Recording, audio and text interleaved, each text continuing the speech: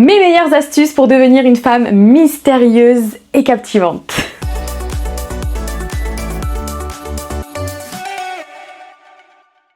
Bonjour et bienvenue sur ma chaîne YouTube. On se retrouve donc aujourd'hui pour une toute nouvelle vidéo. Ça fait longtemps que je ne vous ai pas fait de vidéo un peu comme ça sur votre comportement, sur votre façon d'être, sur l'énergie féminine, etc. Et je sais que ça vous plaît. J'ai vu qu'il y a plusieurs vidéos qui vous ont plu, comme devenir une femme charismatique, devenir une femme qui a de la classe, devenir une femme inoubliable. Ça, c'est des choses qui vous plaisent. Donc je pense que c'est bien toujours de faire des petites vidéos sur ça, de vous donner des petits conseils et astuces de temps à autre. C'est vrai que mon compte parle essentiellement de glow up. En ce moment, je vous parle beaucoup de mode, mais ça aussi, c'est un point à ne surtout pas négliger. J'en parle un peu plus dans mes podcasts, mais je trouve ça bien aussi parfois de vous en faire part sur YouTube. Ok, aujourd'hui on est mercredi, vous l'avez vu, donc normalement c'est plus du contenu lifestyle, mais il y a eu un petit changement de programme, c'est que je vais sortir une petite émission et elle aura lieu dimanche. De base, je voulais la mettre mercredi, donc aujourd'hui, mais déjà de une, je n'ai pas fait le montage. Mais en plus de ça, je trouve que c'est mieux de vous poster ça dimanche parce que voilà, le dimanche on est un peu plus chez soi, on est plus tranquille, on a plus de temps pour nous, surtout en ce moment avec le temps qu'il fait. Donc je me suis dit que ça pourra vous occuper un petit bout de votre après-midi dimanche. J'espère d'ailleurs que ça va vous plaire cette émission. Je crois que je n'en ai pas parlé encore sur YouTube, mais en fait je vais faire un peu comme les reines du shopping. Le principe est simple, vous m'avez imposé un thème sur Instagram, ça peut être un brunch entre copines, un entretien d'embauche, stylé avec des imprimés, n'importe.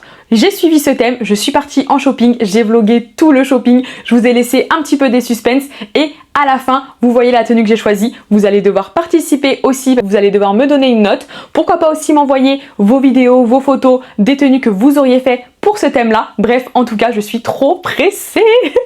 Déjà, j'ai choisi le nom de l'émission, je vous laisse le suspense, j'en avais parlé sur Instagram, mais pour celles qui ne me suivent pas, vous aurez la réponse dimanche. Enfin bref, revenons à nos moutons. Aujourd'hui, je vais vous aider à être mystérieuse et captivante. Puisque je vous l'ai déjà dit dans beaucoup de vidéos et notamment dans les vidéos que je vous ai citées au tout début, que le mystère c'était vraiment la clé. Soit pour paraître inoubliable, soit pour donner une bonne impression, soit pour intriguer les gens.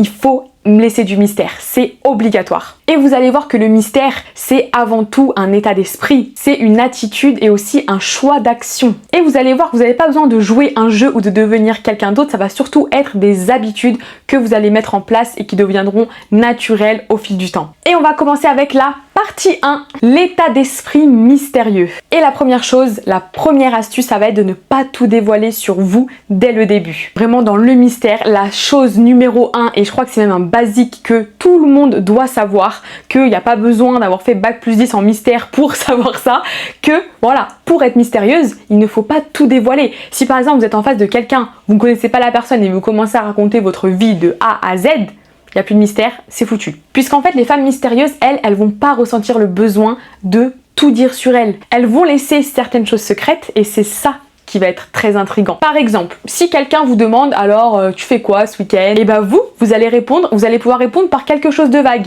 Bien sûr, ça va être avec des personnes avec qui vous n'êtes pas très proche. Si c'est des gens avec qui vous avez l'habitude de discuter, si vous restez vague, ils vont vous dire hein, elle joue à quoi en fait.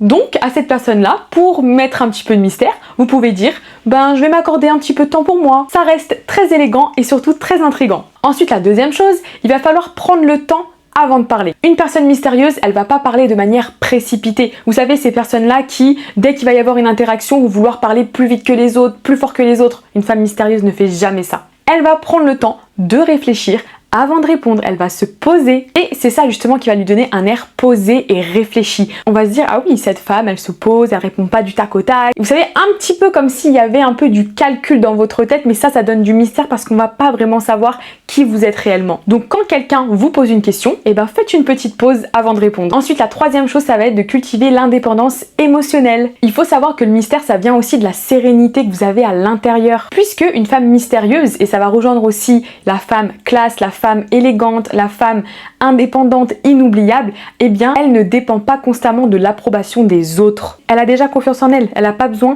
que les autres la valident. Elle est bien avec elle-même et elle inspire une confiance discrète. Et donc pour ça, pour arriver à ça, il va falloir que vous preniez du temps pour être seul, pour vivre avec vous-même, pour profiter et surtout acceptez votre propre compagnie, parce que je sais qu'il y a énormément de gens qui ont beaucoup de mal avec ça, qui n'arrivent pas à rester tout seuls, qui sont angoissés à l'idée de passer un moment seul, que ce soit chez eux ou même à l'extérieur. C'est des personnes qui auront toujours besoin d'être entourées et qui, vous pourrez le voir, auront besoin toujours de l'approbation des autres quand ils sont en communauté. Ils peuvent pas prendre une décision par eux-mêmes, ou ils peuvent pas se dire que les autres n'approuvent pas ce que eux font. Et ça, pour le coup, c'est vrai que c'est un gros manque de confiance en soi. Mais ça se travaille, c'est pas grave du tout. Ensuite, la partie 2, le langage corporel qui attire. La première chose, ça va être de maîtriser le contact visuel.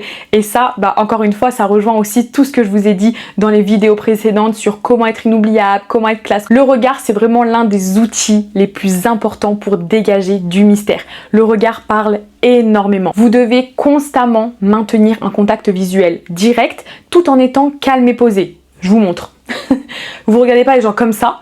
Ça fait un peu psychopathe, mais vous regardez les gens comme ça, naturellement. Voilà, et là je vous regarde droit dans les yeux là. Parce que ça, tout simplement, ça va renforcer l'intensité de vos interactions. Et c'est pareil aussi, comme je vous disais, quand vous avez le regard fuyant, que vous parlez mais que vous êtes comme ça montre que vous n'êtes pas du tout sûr de vous, que vous n'avez pas confiance, que vous essayez juste de fuir le regard. Et ça, du coup, ça flingue tout le mystère. Le deuxième point, ça va être d'utiliser des gestes lents et posés, puisque le mystère, il s'exprime aussi par des gestes calmes et mesurés. Si vous avez des mouvements trop rapides ou agités, ça peut casser cette aura. Par exemple, tout bête, si vous parlez et que vous parlez comme ça, oui, donc du coup, et tu vois, et tout... Genre ça, c'est trop, c'est too much. Et je fais exprès d'abuser. Mais si vous êtes posé, que vous parlez avec les mains, comme ça, vous vous exposez, ou même des fois vous pouvez avoir les mains comme ça, ou vous voyez, c'est des choses qui sont très douces, très élégantes, très calmes. C'est ça qui montre aussi le mystère. La troisième chose, ça va être de jouer avec le silence dans les conversations. Les femmes mystérieuses n'ont pas peur des silences. Parce que vous allez voir que si vous laissez un court silence après une phrase importante, ça peut complètement ajouter du poids à vos paroles. Ça va vraiment attirer l'attention et renforcer votre présence. Après, bien évidemment, dosez sur le silence. Parce que si vous faites un silence trop long, la personne risque de s'ennuyer et du coup, ça va faire complètement l'effet inverse. On peut mettre des silences dans des conversations, ça, voilà, c'est mystérieux, c'est subtil, on attend la suite. Mais si vous êtes là, vous parlez, et là vous faites un silence, on a l'impression que vous avez fini la conversation, c'est mort, c'est foutu. Ensuite, la partie 3, c'est les apparences et les habitudes d'une femme mystérieuse. Alors la première chose, et ça c'est la partie que j'adore, ça va être de choisir des vêtements intemporels et élégants. Votre style va jouer un rôle très important dans la création de cette aura mystérieuse. Vous voyez, de toute façon, le style rentre tout le temps en jeu. Le style, votre physique, même si on ne demande pas à être superficiel, mais c'est ce qui parle énormément sur vous aux autres. Donc les femmes mystérieuses, elles vont souvent préférer des coupes un petit peu sobres, bien coupées. Et là en fait c'est ce qui rejoint aussi dans la vidéo que je vous ai faite, comment être une femme classe.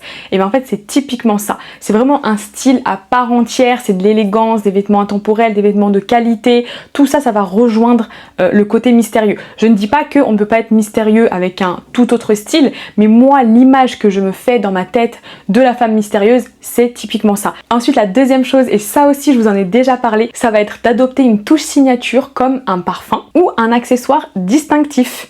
Et ça, je vous en avais déjà parlé, des parfums signature, make-up signature, coiffure signature. C'est vraiment quelque chose qui vous appartient à vous, qui parle de votre identité. Et c'est quelque chose qui doit vraiment vous correspondre à 100%. Que quand on voit cette chose, on pense à vous. C'est quelque chose qui vous définit. Donc voilà, comme je vous disais, soit un parfum, soit un maquillage, un bijou, quelque chose où on se dit c'est vous. Et c'est vrai qu'on parle souvent de parfum signature parce que je pense que c'est la chose que l'on peut plus associer à quelqu'un. Vous savez, quand vous côtoyez des gens très souvent et que vous avez toujours le même parfum, et ben en fait quand vous allez passer dans une pièce ou quand ils vont sentir le parfum, ils vont se dire mais ça c'est Kenza par exemple, je prends moi comme exemple, mais ah là c'est Kenza qui passe. Ensuite la troisième chose, ça va être d'être sélectif sur ce que vous partagez en ligne. Donc là on va parler des réseaux sociaux, ça c'est quelque chose que j'aborde moins avec vous, mais c'est vrai que ce soit à titre privé ou professionnel, les réseaux sociaux c'est quand même souvent utilisé pour montrer toute sa vie. Mais elle, la femme mystérieuse, elle sait se faire discrète et ça va être un peu comme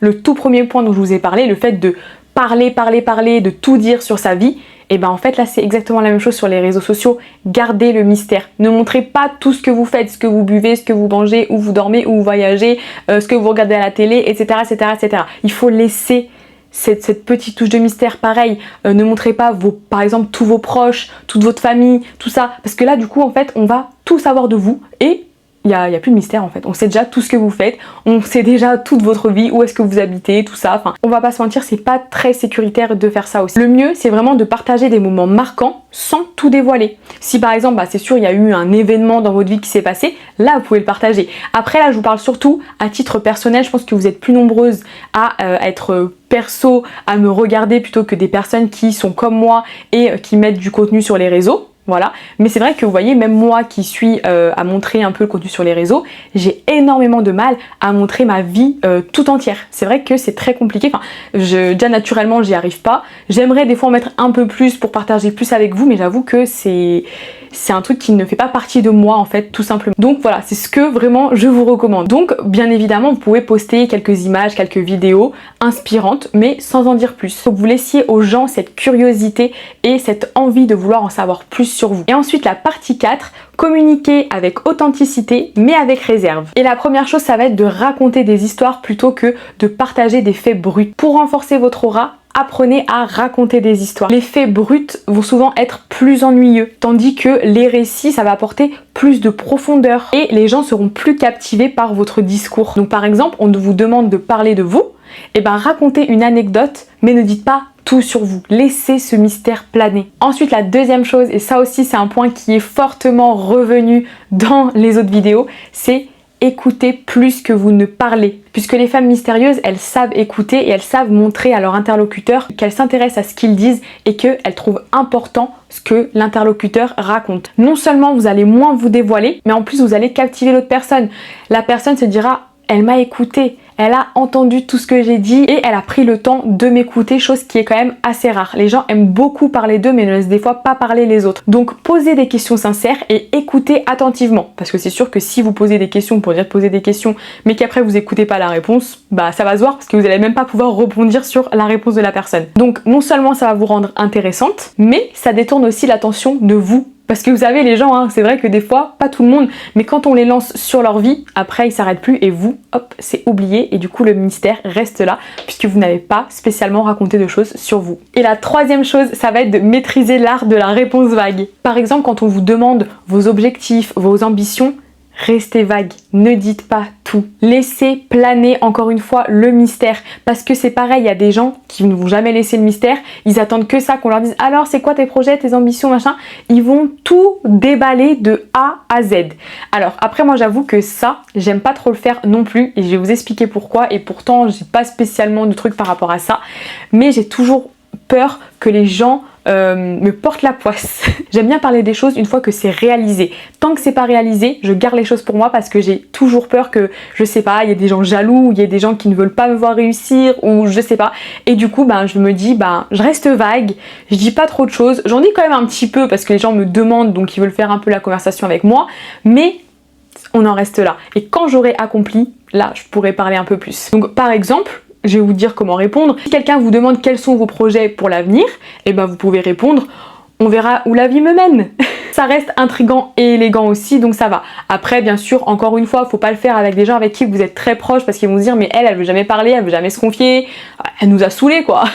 Non, faut le faire aussi avec des gens avec qui vous avez peut-être pas forcément l'habitude de communiquer tout le temps. Et voilà, donc vous avez toutes mes astuces pour cultiver une aura mystérieuse et captivante. J'espère que mes conseils vous ont inspiré et surtout vont vous aider. Donc vous l'avez compris, être mystérieuse, c'est vraiment de garder votre sphère privée, de pas trop en dévoiler sur vous-même. Donc à vous de jouer et surtout n'hésitez pas à me dire dans les commentaires quelles astuces vous avez pour être une femme mystérieuse. On veut tout savoir. Bien évidemment, si vous avez aimé cette vidéo, je vous invite à liker la vidéo, à la partager et surtout à vous abonner. On se retrouve donc comme tous les jours sur Instagram et TikTok. N'oubliez pas d'être au rendez-vous dimanche pour la toute nouvelle vidéo et le premier épisode de mon émission. Le dernier épisode de mon podcast est toujours disponible et si vous n'avez pas encore écouté, il y a encore tous les épisodes, vous avez de quoi faire. Et sinon, on se dit à dimanche pour une toute nouvelle vidéo.